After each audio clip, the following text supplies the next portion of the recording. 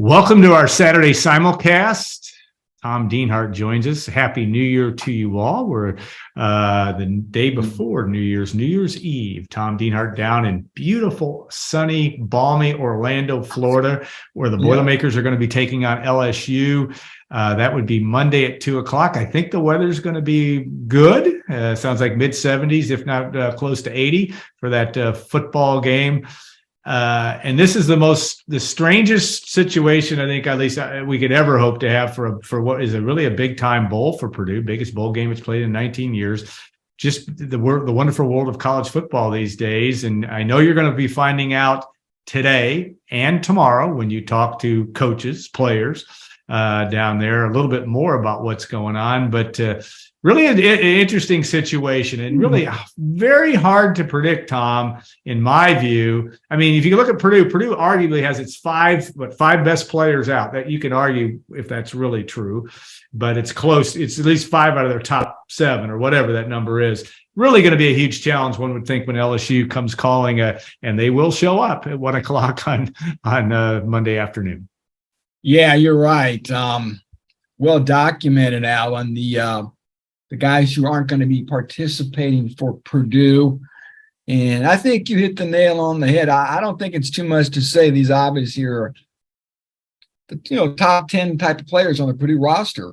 Aiden O'Connell, Charlie Jones, Payne Durham. And don't forget about Spencer Holstead. I know he didn't. That's a big one. He transferred to UCLA. He was one of the best offensive linemen they've got. So that's 4 starters on offense gone. And defensively, of course, Corey Trice, Jalen Graham are the big names and the 2 best defensive players on the roster. Would you agree with that, Alan? I think that's fair to say. No offense to Branson Dean or anybody up front. So, yeah, Purdue's going to be a little shorthanded, but, LSU's shorthanded too, Alan. Every team is. Every team's got a sad story to tell you, don't they, about who's missing from their roster. So, but again, Purdue's attrition is noteworthy for a lot of reasons. And yeah, the challenges are going to be high for the Boilermakers. So we'll see what they can muster. I was talking to, Kyle Charters and a few other people. Maybe, Alan, you can use a circle the wagons mentality if you're Purdue, us against the world. Let's show everybody, hey, we still have a good team despite these losses. So maybe I'm looking for ways to spin it, Alan. I don't know, but that could be a mentality that the coaches and the players try to take come kickoff versus LSU. I agree. I mean, I think Drew Brees brings a little bit of that mentality because he is not, Drew Brees doesn't do anything half-baked. He's going to bring intensity. You've got to believe that Austin Burton and others are going to get and of course, Austin Burton's a guy that's old enough that, and experienced enough that he's going to fill in. How well he does is another story, but I don't worry about him, as Gene Katie used to say, puckering up in this type of situation. He'll be ready to play. I do think if you're looking for good ways to spin this, I agree with you. Drew Brees and Mark Hagan, I would argue, and maybe even Brian Brom too. The guys that have some vested interest in showing some people a thing or two. I mean, I think Mark Hagan certainly would like to end his Purdue tenure. I don't think he really wanted to end his Purdue tenure, but he ended up having to because of circumstance or whatever went down with the coaching change. And now those guys they may have a little bit of a chip on their shoulder, say, you know what, nobody's giving Purdue a chance. Purdue a two touchdown and a point underdog as it stands right now. Do you buy any of that? Do you think that makes sense to you that might help Purdue stay focused, stay within themselves maybe, and give them a chance against an LSU team that by definition takes the field even in any situation with probably more talent than Purdue has? Yeah, no pressure, right, Alan? There's no pressure on Purdue. You talked about being, about a 15-point underdog. They're not supposed to win this game, according to Vegas. So that kind of allows you to be a little loose and free, I think, and not, as you say, come in there all puckered up and worried and tense. The pressure's on LSU. They're supposed to win. So I think that's always a good angle to come from if you're a team. And it's going to be really interesting to see what Purdue does offensively with Austin Burton, right? We know he's a 6-year senior. We know he's made 2 career starts. He knows the offense. I don't think Brian Brom's going to have to limit the playbook, Alan. But I'll be wondering and curious to see if maybe they don't lean on the run a little bit more. Maybe play to his strengths.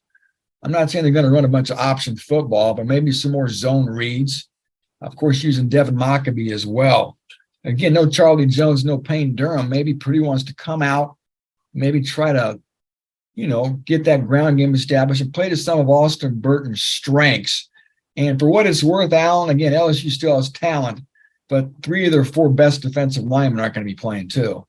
Yeah, it's the opt-out bowl, my friend. I mean, it is so hard to figure out. Even I know Golden Black Radio this week, Kyle and I were going through the Big Ten. I said, I'm just looking to see who's playing and who's not. And that is, to me, is challenging. But I do think these bowls do give guys a chance. I mean, we saw it firsthand last year for Purdue. I mean, some guys that, I understand that, Brock Thompson was what he was. But you had some guys that stepped up that did some things. And maybe that's what these bowl games are going to turn into, almost like early spring games or auditions for some of these young guys. And certainly also the other factor that, Ryan Walters will be in watching this game. He says he's not evaluating, but he's got to kind of. He's certainly going to look at effort. I think that gives Purdue a chance to make this an interesting game. And I know that you talk to Purdue fans, there isn't much anxiety that's coming with this because there's no expectations. I mean, for a game that's on ABC, precedes the Rose Bowl, all the things you used to think of as being the biggest deal in the world, doesn't really matter now. You just got to go out and play and see what the heck happens. Yeah, you're right about opportunity. Last year, I remember Sanusi Kane got a chance to start at quarterback after Dedrick Mackey wasn't on the team because of academics. And you talked about Brock Thompson, of course, stepping up, being the MVP of the game last year after Milton Wright and David Bell were not available for Purdue. And Jack Sullivan, Alan, he had a big game with George Karlaftis out. So those opportunities, similar opportunities loom in this year's game. I think of in the secondary, Brandon Callaway. Yeah, he's going to have to play off the bench at cornerback. Antonio Stevens, a safety. He's another guy I think he's going to have to play some significant snaps for Purdue to help out in the back end of that defense. Sione Finau, the transfer from Florida International, is going to have to probably start in Gus Hartwick or in Spencer Holstedge's left guard spot next to Josh Kaltenberg, who's starting for Gus Hartwick at center. So, Sione Finau is the guy that's going to have to step. And one of these wide receivers with Charlie Jones gone, right, Alan? Who can maybe do what Brock Thompson did last year at the receiver spot? Will it be TJ Sheffield? Will it be Tyrone Tracy, Mershawn Rice? I think there's still some good options at receiver for Purdue. And also, Alan, tight end. Payne Durham obviously is gone, and Paul Paferi's the number one guy. And Drew Bibber, a redshirt freshman, is behind Paul Paferi. So maybe Paul Paferi would step up and have a big game for the Boilermakers. Yeah, I think that will be a very intriguing on that front. LSU, also Jaden Daniels, we don't know 100% of his health, what his situation is. He's obviously very talented. But we know LSU's got talent at the running back. He's well documented in terms of guys that nobody with big numbers, but as a collective, so to speak, they're very capable.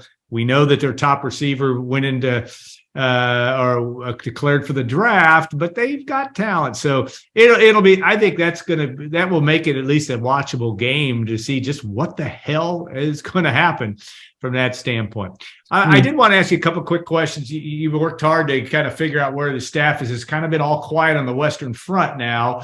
Hard to know exactly what is next for Ryan Walters. He wants to fill out that staff. The transfer portal could still be active. Who knows? This will be another time where if you had mentioned off airs, if you're a betting person, there'll probably be some others that will enter the transfer portal after this. Again, I guess it's expect the unexpected. It's just the way it's going to be. And Ryan Walters is going to have to still assimilate that staff and get it all put together, which he'll do, but really an interesting situation, a very fluid situation. Probably as fluid a situation in Purdue football that I can remember.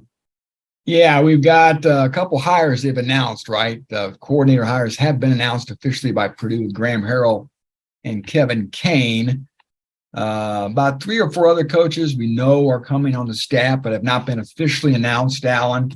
Corey Patterson, Grant O'Brien, and Joe Deneen are coaches that are going to come aboard. By my count, Alan, we still need a running backs coach, O-line, D-line, tight end, and special teams. That's 5 guys. And so, yeah, I'm sure he's working feverishly. Maybe we'll get news while we're in Florida of some other guys that'll leak out there. A lot of times, these guys change their Twitter bios before anything. And so, yeah, that's something we all have on our radar. And it's been a young staff, Alan. We talked all no doubt about that. And Corey Patterson's the oldest guy. He got out of college in 2002. He's the old man. He's like 42 years old. But anyway, couple other dates to keep in mind. You talked about the transfer portal. That closes on January 18th. It's a 45-day window. It opened December 5th. And typically, Alan, if you're going to switch schools, you got to get enrolled in your new one by the time the second semester starts, right? Purdue, for the guys coming to Purdue, that second semester starts January 9th.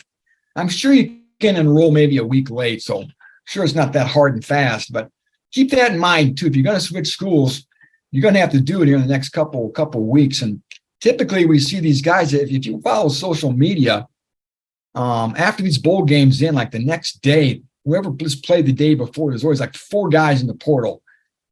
So maybe we'll get some surprises, more Purdue guys going in. Just something for people to keep on their radar. And the other date is February 1st, right? That's going to be the next signing date for high school kids. And it's going to be interesting to see if the new staff brings in any new high school kids for that second date, because they only signed, I think it was 12, Alan, in December. So there's some leeway in this roster, some holes that have to be filled. It's going to be interesting to see, again, if any more high school kids are added. But more than anything, Alan, it's going to be really interesting to see how many other portal guys come aboard, right? Because we know there's only one right now. And it's a big one with Hudson Card, the quarterback. Last year, Jeff Braun brought in 12 guys, Alan. Could we see 18 or 20 guys in the portal? Wouldn't be shocked. If it's going to happen, I mean, they don't have to come right now either. Understand that. A lot of times there's that second portal window that'll open up May 1st to May 15th after spring footballs are over. That's a second window for guys who've gone through spring ball. Maybe they see what their role's like and say, hey, I want to leave. So there's another window after spring ball for guys to leave too. Yeah. Fascinating. You don't have any gray hair showing, so you're okay to have to deal with this. That's why I shaved my head. And it's timeless. It's like Kelly Savalas. That's a nice dated reference for us old guys. Yeah. Well, I want to ask you an old guy's question, because we obviously have a 36-year-old coach and sharp guy. We know that. He's very impressive. We know that. Yeah. But the older guy, the more seasoned veterans like us, now that doesn't mean we're more seasoned really, and we're not necessarily, age isn't the whole thing, but it would seem that one of the more important hires he's going to have to make, obviously he's going to fill out his staff, but also his chief of staff, whoever helps him direct traffic, because, we were talking off air. I don't know if there really are any other Big Ten coaches that have come in at this age, non-affiliated. We talked about Pat Fitzgerald getting the job after Randy Walker's untimely death. We've talked about other young coaches, even Leon Burtnett getting the job, but he was on Purdue's staff. Leon, I think, was 38 or 39 years old. You have to go all the way back to Stu Holcomb, who came to Purdue from Army in 1947 at the age of 36, non-affiliated. I mean, it's a rare thing. And I think that's going to be an important hire for Ryan, not because just because it's no, by definition, it's new for him. There's no other way of looking at it. I'm not being critical at all. I think he shows signs of being very mature, very capable of handling. Obviously, he convinced Mike Babinski and Mike Berghoff and others that he can do this job, but it's still daunting just to be able to get everything put together. Yeah, you're right. And strength coach too, Alan. Oh, yeah, big hire, certainly.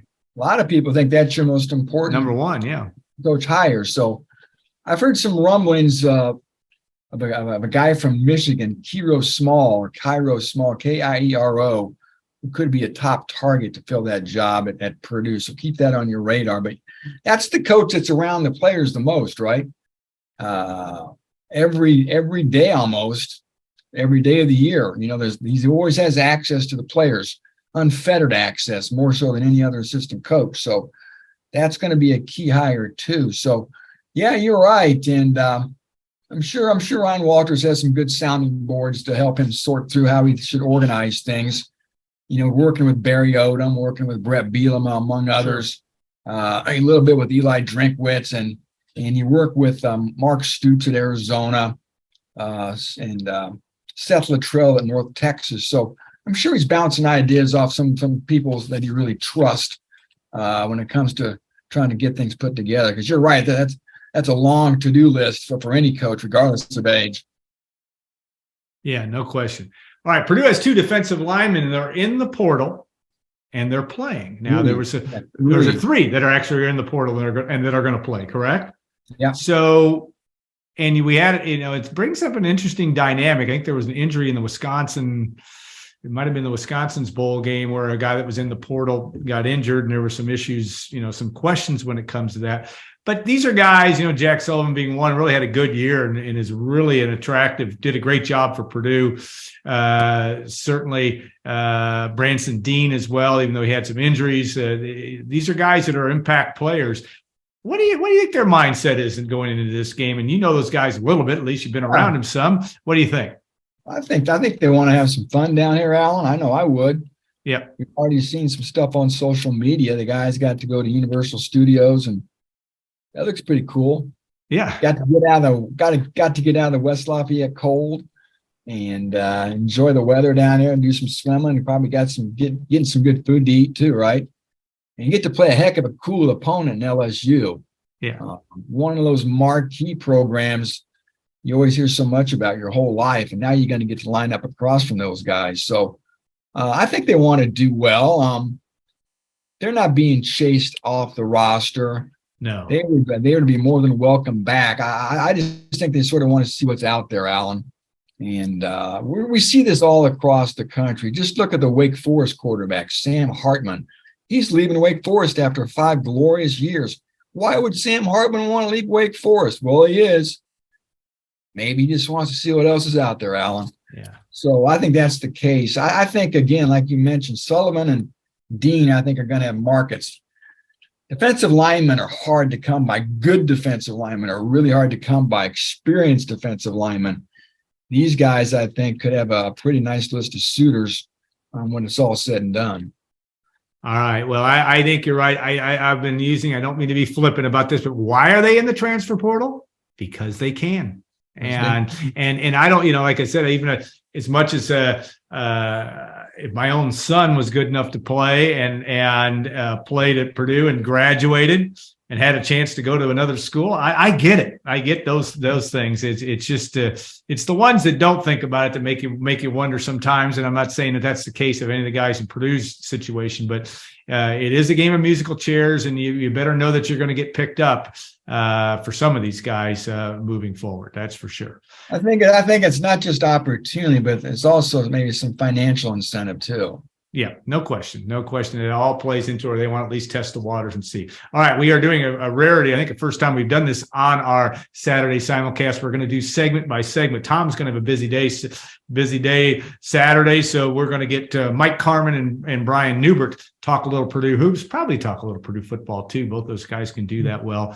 We'll thank the Union Club Hotel, and stay tuned. We're going to make a little transition and go to segment 2 with those two guys. Tom, I hope you get to see Mickey Mouse while you're there, and have a great and safe trip. And we'll look forward to your coverage. It will be extensive. All right. Come Monday after. I'm so screwed up because of the dates. I don't know which way to go, but have a safe time down there, and we'll look forward to hearing a lot more here in the next couple of days. Well, Happy New Year. Yep. Thank you. Second segment of Saturday Simulcast, joined by Brian Neubert and Mike Carmin. We're going to talk a little basketball and have that opportunity to hit that. I do want, because got a guy that's been covering Purdue football since the beginning of time. No, not quite that long, but Mike has been doing that, and obviously and Brian too. There is a football game on Monday. It's still a strange situation. I mean, Tom and I talked about the early part, just this whole bowl and what all is coming, what all has transpired, I guess, in the world of college sports. But give me some wisdom. I'll start with you, Mike, on, is Purdue going to come in fired up? Or do you have any, just because Drew Brees is there, because Mark Hagan means business, just as an observer, what do you expect to see on Monday? I did freeze a little bit, so you might have to repeat that. Well, what do you expect to see on Monday in terms of what Purdue will bring to the table, so to speak, in Orlando?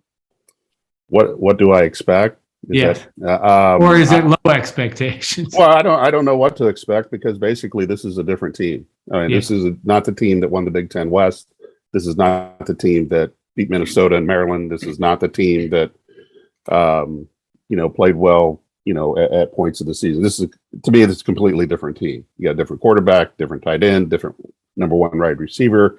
You don't have your top defensive playmaker. The list goes on and on. So what to expect, I don't have a clear idea. I just think it's a different team than the one that was in the regular season. But that's what these bowls have turned into. Yeah, it is clearly that way. Brian, any other wisdom from you, and what are you thinking you're going to see? In terms of that, do you think Purdue will be able to make it a competitive game? I got nothing for you. I don't know how Purdue's can score. It's, you fall back on Devin Mockabee, but you're also down Spencer Holstage and Gus Hartwig on that offensive line, and you're down Payne Durham. You're down, your vertical passing threat. You're down a whole bunch. Now, last year I would have said Purdue wasn't going to beat Tennessee because of no David Bell, Milton Wright, or George Karlaftis. I was obviously mistaken, but I think that this is a whole different animal, because you can make a case that like 5 of your 6 best players this season, you can make a case that like 7 of your 8 best players, maybe even 8 and 9, depending on how you perceive Spencer Holstage, are not playing. And it's not like Purdue is Alabama or LSU, where the third guy who comes in, is good enough. I just don't know. You have a lot of guys, obviously, on the staff whose attention has to be rightfully, maybe somewhere else, because they have to worry about themselves more than they have to worry about winning this bowl game. It's just a really, really unfortunate event for Purdue, or convergence of events, because in the grand scheme of things, this is a really big deal for Purdue's, football history. This is a big bowl game for them. This is a huge accomplishment. Now, in the grand scheme of the coaching change, it's kind of the collateral damage, and that's what's kind of a shame about it. It also underscores the obsolete nature of the bowl calendar in modern times. I don't know what the solution is to that, if there is a solution. But when you tell guys they have to be in the portal starting December 5th, and it's already coaching change season, and now that comes on top of this trend of the best NFL prospects opting out, what we're seeing at Purdue right now is not going to be one of a kind. It's not going to be the only time somebody experiences this. It's just too bad for Purdue that all of this happened, and really makes the game, so much less important and so much less relevant than it really should be. Yeah, Purdue's not the only one. Look at Kentucky. There are many other. Look at Iowa. It's on down the line in terms of. Purdue may be hit as hard as anybody. They still have their coaches, though. Yeah, and that's a big difference, right? And that's kind of the convergence of all this. Is you've got the portal plus the coaching change plus the opt outs, and it's just it's the big three. It's the proverbial perfect storm. As much as I hate that term, sometimes we just get forced into it, and this is it. They also have guys that are in the portal that are playing. Yeah, that's bizarre too. I just don't buy that. I just don't get that. And and then you had the Wisconsin. It's a good thing they are, because that's your right. If you're playing without a defensive line, that would be a little bit problematic. And we've seen Purdue in its history play without a defensive line, Yes, even yeah, though they've often. had players on the defensive line. Yes, that is a true thing. And of course, you had the injury, in the Wisconsin, Oklahoma State, that game too, where you had a transfer portal guy get hurt. You don't want guys looking over their. I mean, it's just a strange set of circumstances. Who's your third quarterback right now? God forbid you need him, but who's your third quarterback right now? TJ Sheffield. I think he's attempted a pass. Yeah, you're right. How did that pass turn out? Yeah, not very well. Well, that's a good question. It's just, there are all sorts of issues here. Right. That if this guy or that guy turned their ankle in the first quarter, you thought it was funny when Camden Childers ended up playing cornerback at Wisconsin. Well, there are scenarios in this game where you lose an offensive lineman, you lose a quarterback, you lose anybody. All of a sudden, you're moving somebody from another position just to fill a hole, like when they had to play Kyle Smith at quarterback for one snap after Kyle Orton destroyed his finger in the Capital One Bowl. Or Capital One. Capital One Bowl. That was a hell of a pass, too. I would, in all seriousness, I would guess that Jack Albers probably is your third string quarterback. And I still think he has his negative 200 rating from his trick play interception that he threw last season. That's right. I forgot about that. But he's destined to be an all Big Ten level quarterback that people walk on. So now you do still have the option on a lot of your freshmen to still keep their redshirt years. Yes. Too. So you might have to throw out freshmen here and there. You might have spent these last couple of weeks getting freshmen ready. A coaching staff who won't coach these guys again after this bowl game has probably been preparing some of these freshmen to play their first ever college football games. I'm thinking of like tight end to like you've got Paul Peferi. After that, is it Max Clare? Is it Charlie Heinrich? It's Drew. Yeah. Who? Bibber. Bibber. Drew Bibber. Back up probably. But yeah, it's good, and they can all play and not lose eligibility. I'm putting my rose-colored glasses, saying Drew Brees is going to keep them focused. Mark Hagan's enough of a competitor that they'll play hard, but that may not matter. We'll see. We'll see. It does have Heart of Dallas written all over it in some ways, but and you don't even have a quarterback you had a quarterback with an ACL playing in that game, right? So with Robert Marv and that 58-13 or whatever that final was. So on to basketball. Let's talk about something a little bit different. You guys were witness to what I thought was a good game last night on Thursday night against Florida A&M. Purdue is doing the things, Brian, you pointed out as well about doing the things defensively and they're playing hard, still not making jump shots at the level that they want to. I know you've been watching, Brian. I've watched Fletcher Lawyer play for about 3 years now. He does make jump shots on a regular basis. So I'll ask both of you to weigh in, and you've kind of both talked about this in terms of, is this a high level of concern? Is it Matt Painter, or do you take what Matt Painter says and say, hey, I'm really it's kind of a good thing, right? Kind of intriguing to me that we being Purdue hasn't shot the ball well and still continues to win games at a high level. Brian, I'll start with you. Well, I think that Purdue's upside lies in its three-point shooting. I think this Purdue team is better suited to win low-scoring games right now than it is high-scoring games, which is the exact opposite of the last few Purdue teams, especially last year's team, because they're taking care of the basketball, because they're rebounding, because they're at least trying hard on defense. I don't know if they're a great defensive team. I don't know if they ever will be, but they're trying hard and they're paying attention, and they're probably playing pretty close to their potential from a defensive perspective. They might have to do those things to win low-scoring games in the Big Ten, because obviously things get a little tighter in the Big Ten, but also Purdue's offensive ceiling right now is sort of tied to its ability to make threes, and they're getting good shots. They're getting the right shots. They're making the right plays. They're just not making the shots. It really is that simple. Personally, I think Fletcher Lawyer is still adjusting to life being open every now and then. Yeah, I think because if you watched him in high school, he had two guys on his hip every screen he ran off, stuff like that. I think Ethan Morton is taking different types of shots this year than he did last year. He's not just standing there waiting for somebody to kick the ball out to him. He's having to move to get into Zach-Eady's field of vision on some of those kickouts. He's having to move to get into, kind of position to shoot the ball when Braden Smith breaks down the defense, kind of things like that. And I said that before the year too, that, Purdue's there are going to be some shots they took last year that are going to be very different this year without Jaden Ivey, without Travion Williams, et cetera. I've seen all these guys in AAU. I've seen all these guys in high school. I have a pretty good idea what they can do. There does come a point in the year where you are what your statistics say you are. So while I think things are going to normalize a little bit, it's been 2 months now, or it's been at least a month or whatever it's been since Portland, when Purdue shot okay.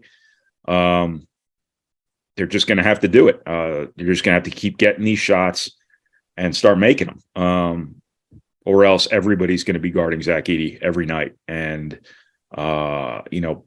Purdue is inevitably going to fall victim to that game where Zach-Eady can't just carry you. You can't just offensive rebound your way into completely canceling out, bad 3-point shooting, stuff like that. If it just gets to the point where Purdue is a below average shooting team as opposed to an outright bad 3-point shooting team, which they've been for the better part of the last 4 or 5 games, that would make all the difference in the world. And that's not a huge ask considering the quality of shot they're getting. But they got to do it. They have to do it. It's just that simple. Yeah, I think the concept or the thought that lawyer, especially, that he's not used to, they're standing there open. And sometimes when you're wide open, that can make things challenging. But, it's interesting. The only guy that Morton swung and missed in a couple of long threes, but he was moving when he shot him. That's kind of my point. And Newman had the worst 3-point shot of them all, and it banked in. I mean, the lawyers are all around in the vicinity. I mean, they're almost all of them look like they could be going in, at least from my perspective. But I don't know, Mike. What are you seeing from that standpoint? You've watched a lot of basketball and seen a lot of good shooters shoot and guys go through slumps. Is that what this is? Well, it's a prolonged slump. Yeah, give him that. But it's the one thing that's holding this team back from being viewed as the leader to win the Big Ten. Now, they've done everything right up to this point. They've won all the games that's been on their schedule. They've played well enough. Their turnovers are down. Their defense is better. They get to the free throw line. They shoot well from 2-point range.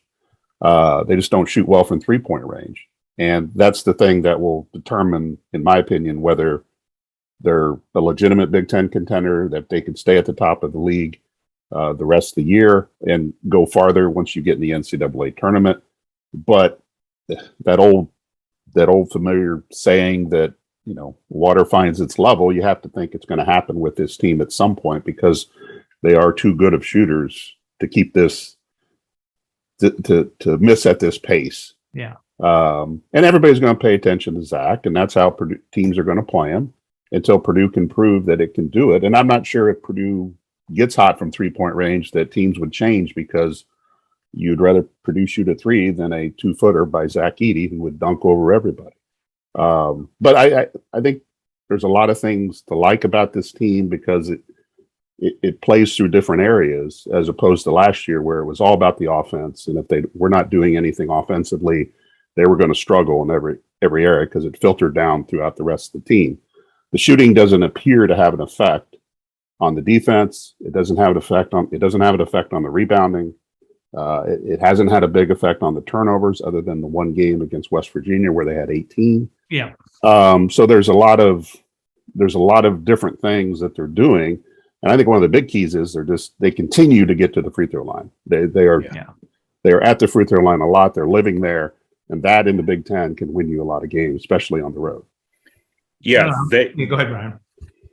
That was kind of the point I tried to make last night after the game about this team being maybe a little more Big Ten ready than a lot of teams. They're doing the sorts of things you need to do when you're not shooting well to still win. You know, there are always those nights in the Big Ten where you just have to find a way to win 62-60. And, you know, Purdue is doing those things. Last year's team did not do those things. Had they done those things, they would have won the Big Ten. They probably would have gone to the Final Four. They would have won the Big Ten tournament. That's a moot point now. It's not even worth talking about anymore because this team's very different from that one. They're just in the same situation. But Purdue is doing those things in terms of maximizing possessions and giving themselves a lot of chances and playing hard. And I think that's, it's coach speak, but it really is the most important part of it. So Purdue is doing the sorts of things you need to do when you're not shooting well to still win. It's just, it would be a lot easier and the margin for error would be a lot higher if you would just make, 2 or 3 more threes a game, which isn't a big ask. And it's perfectly within the realm of possibility. It's probably within the realm of likelihood even, because as we've talked about, Fletcher Lawyer's an elite shooter coming out of high school. Ethan Morton's shown what he can do. Mason Gillis has shown what he can do. Brandon Newman has shown what he can do. It's just a matter of those guys kind of settling in, I guess, and, starting to make those shots. Well, the one thing I just want to add one thing. I mean, how many games did they lose on last second shots last year in the Big Ten? Yeah. I mean, enough to keep them from winning the league. But when you look back on all those games, they always had an opportunity to extend the lead at some point. Yep. And they didn't do it. If this team, as you mentioned, 2 more 3-pointers here, something else happens, you don't have turnover. yeah, you don't put yourself in that position. Yeah. And we've kind of seen that script a little bit with Nebraska, where they had the lead and then it got away from them. They were able to pull it out, but they're going to face more of those situations. And how does this team handle that? Will likely determine whether they can stay at the top of the league race. Yeah. I think the Nebraska game's an interesting contrast to what we're talking about here, because Nebraska had that stretch there in the second half where they just kind of shot out of their minds.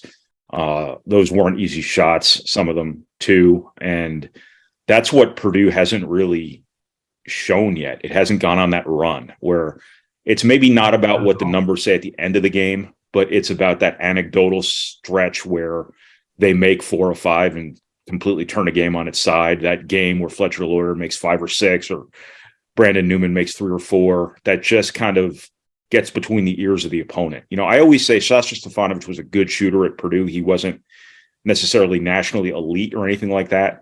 But what he did was he put the fear of God in opponents with those games like the one against Virginia, where he goes off and makes a ton of threes early and the game is over before the second media timeout, basically. And that then spooks the next team you have to play into crafting their game plan to worry about that happening before you even have to worry about what you're going to do about Travion Williams and Zach Edey. Purdue just hasn't, really had that game where they flexed their muscles and, absolutely commanded people's respect on that next scouting report. They are 13-0, but it has been an interesting and ranked number 1. It has been interesting to find. We are kind of talking about Purdue here like they're, 6 and 7 or something. Oh, I know that's good. But we got to talk about something, and it's All right, now let's as we bring a close to this, I wanted to hit on just what your guys, I understand you haven't seen every Big Ten game, but just kind of rate the echelon, the levels of Big Ten competition. Where do you see? Is the first level Purdue's got an interesting January. They got to go to Penn State, got to go to Ohio State, they go to Michigan, they go to Michigan State, all in that month of January. And I'm probably missing somebody in there. But my point is who do you look at as maybe that really top tier of competition for Purdue as it looks at the Big Ten standings? Who do you think it'll be? Brian? I have no idea. I don't know who's good in the Big Ten. Purdue has done the most. Purdue has earned the perch. Purdue's undefeated. Purdue has the best resume, not only in the Big Ten, maybe in the country. Is Purdue the best team in the country? Probably not. I still think they're a little too reliant on one player to be considered the best team in the country. I think the 3-point shooting we've talked about. I think there will come nights where there are athletic limitations that do show up in some form or another. Whether or not anybody in the Big Ten is really well suited to exploit that, I don't know. But I don't know who's good in the Big Ten. Just when you think it's Indiana's time, Yeah. They get worked over by every good team they play, with the exception of Xavier. Just when you think Illinois arrived, they get boat raced by UCLA. Just when you think Maryland's okay, they get destroyed by UCLA. I'm sorry, Illinois lost to Missouri, not UCLA. Right. Michigan just lost at home to Central Michigan. Iowa loses at home to Eastern Illinois and then gets beat by Nebraska. I got nothing for you here in terms of who the best team in the league is. You have to give it to Purdue, I guess, just because they have earned the benefit of the doubt here by doing everything that ever could have been asked of them. Ohio State, we will see. I don't know if I necessarily believe in Ohio State because I don't recognize a lot of the names on their roster, as I think will be the case every year. I don't think Michigan State's great. I don't think they have the sort of talent they normally have, as has been the case here the last couple of years. So who's left? Wisconsin. You sleep on Wisconsin and you pay a price. We've learned that many times over the years, but yeah, I don't know. I got nothing. Mike, do you have anything for us? Well, it's just so wide open, and basically the non-conference season has forced you to eliminate some teams from your thinking right now. Like Illinois, never believed in them. Now they could come out and with the transfers they have and the talent they have, they can turn it on. But I'm not a believer in what they've assembled in their program right now. And Indiana was supposed to be an elite team. I don't. They're a good team, but they haven't proven to be an elite team yet. And you go down the list, there are probably teams in the middle to the lower that you are terrified of playing on any given night, like a Penn State, with the experience they have at the guard position and Micah, running that program. They're going to beat some teams. They've already beaten Illinois, and they're going to beat some other teams and they're going to beat some other teams that they shouldn't beat. And Nebraska, while it at the beginning of the year looked like an easy out, how they played Purdue, and now when they come to Mackey Arena in a couple weeks, that will not be an easy game for anybody. And you just go right down the list. I mean, Iowa's got one of the better players in the Big Ten, and he can carry them for certain stretches. This race has a chance to be so jumbled and so compact that I think it's going to be hard to have separation. But I think that opens the door for Purdue because of what they've done so far. And I still think there's a higher ceiling for them, and that's all kind of tied to what we talked about with the 3-point shooting. If that gets going over a 2-week stretch, Purdue could separate itself and put itself in a very good position in the month of January. But they're going to take some losses on the road just because that's the nature of a 20-game schedule in this league, and it will be. I think this will be a very tight race when we get down to it, and all the things that we've talked about from Purdue's standpoint are going to have to fall into place for them to finish at the top. Yeah, and Brian did write, "Don't sleep on Rutgers," which is Monday's right. opponent. They would be scary to me just on their physicality and the way that they can do things inside and whatever and play well defensively. Brian, I think this sort of wide openness is kind of the new world order now. The Big Ten for so many generations has been, the continuity league where you had the same coaches for 25 years. You had the same kids coming in as freshmen, and then you would watch them grow up into seniors. Obviously, in modern years, that whole model has changed a little bit. And in the last couple of years, that model has changed a lot. And I think you just don't know what you're getting anymore because all these teams are breaking in mercenaries. They're all breaking in transfers. They're taking time to kind of gel. I think Purdue doesn't really have continuity from last season because you're breaking in a bunch of new guys. A bunch of other guys are being asked to do different things than they've done before. But I think Purdue's lack of continuity is actually less than what everybody else is dealing with, because I think you have more influential players on other teams, learning on the job with their new teams as they go.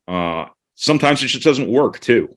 Sometimes your best player is a new transfer, and sometimes it just doesn't work, and that's what we might end up saying about Illinois' season at the end of the year, for all we know. I think there are teams out there. I don't know if this is going on in the Big Ten, but there are teams out there that paid for their players, one way or another. and one guy knows that the guy next to him is making more money and he's pissed off and he's realizing the coach probably lied to him, and there's probably a significant lack of harmony in some locker rooms out there. I've heard anecdotal evidence about certain teams nationally, not necessarily about anybody specifically in the Big Ten, but I think that sort of stuff is going to go on every year, and it's going to make seasons a lot like this one, where it's a complete wild card, where there's inconsistency early on. You have no idea who is going to be good in the second half of the year, because no one was consistent in the first half of the year. And then you just kind of open the door for a place like Purdue that's going to be relatively low maintenance. It's going to be theoretically playing the right way, and it's going to be a little more consistent than some other people if it's playing the way Matt Painter wants it to play. And it's going to have some advantages because of it. Purdue has no continuity from last season, but I think everybody else has so much less continuity because of everything I just talked about that, Purdue's weakness is actually kind of turning into a roundabout strength. On that note, we're going to end this year, the Saturday Simulcast for 2022. And we need to do it. We may do a little bit more of that too. And what a crazy year 2022 was from so many different fronts, not only in Purdue, but all of college sports. But that will be we can still hit that in the front. I think what is it on Curb Your Enthusiasm? You have how long to celebrate? Say Happy New Year. It's like 10 days. I'm not sure how long Larry David gives you, but we will hit that at some point in time, I'm sure. So, gentlemen, have a good New Year's, and we'll look forward to your coverage on January 2nd when Purdue takes on Rutgers, and much, much more in 2023. And to our viewers, listeners, watchers, whatever you are, we appreciate you very much. Thank the Union Club Hotel also for its sponsorship of this.